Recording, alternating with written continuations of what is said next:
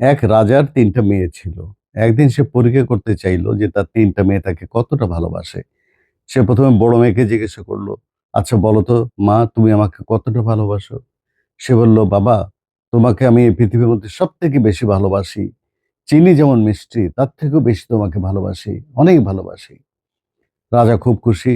এরপরে মেজো মেয়েকে বলল, "তুমি বলো মা তুমি কেমন ভালোবাসো?" সে বলল, "আমি তোমাকে সূর্যের আলোর থেকেও বেশি ভালোবাসি। সূর্য ছাড়া পৃথিবী অন্ধকার। তাই আমি তোমাকে সবথেকে বেশি ভালোবাসি।" রাজা মহা খুশি। এবার আসলো তার ছোট মেয়ের পালা। তাকে যখন জিজ্ঞাসা করল, "মা বলো তো তুমি আমাকে কতটুকু ভালোবাসো?" মেয়েটা অনেকটা মুখ নিচু করে একটু পরে বলল যে, "বাবা আমি তো তোমারই। আমার সবকিছু তো তোমার। আমি তোমাকে ভালোবাসি লবণের মতো।" এইটা শুনে রাজা এত ক্ষোভে ফেটে পড়লেন এবং দুঃখ পেলেন যে সামান্য একটা লবণের মতো আমাকে ভালোবাসে। সে ক্ষুব্ধ হয়ে ছোট মেয়েকে বনবাসে পাঠিয়ে দিলেন। এরপরে নেমে এলো অন্ধকার, অর্থাৎ রাজত্ব প্রায় যায় চারিদিকে হাহাকার, কোষাগার শূন্য। একদিন তার বড় মেয়ে তার জন্য রান্না করেছে অনেক ভালো খাবার, কিন্তু লবণ দেয় নাই।